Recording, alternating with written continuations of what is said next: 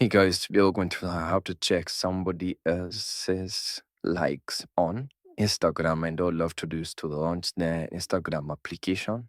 And from here, let's see, I can do this by tapping on the likes that is there, and I can see all the people that have liked this person's post. I can also do that by heading over to mine, and here at mine, I can just go back. I'm going to make sure I'm on my profile. I've seen this T lines and I've tapped on it. From there, I'm going to tap on your activity key, and then I'm going to tap on likes.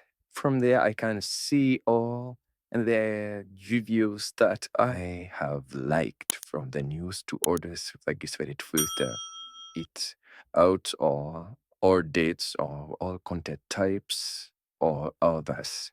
Now, in the case that I did go to the same post, then as I just said a while ago, I can just tap on the likes, or I can just tap on their profile, and then I'm going to choose a post that I would like to check. I'm then going to see the amount of likes that they have. Once I tap on that amount of likes that their post has, I'm going to be able to see the people that have liked the post. And thank you guys for watching this video. Please do like, share, and subscribe, and I'll see you guys on the next video.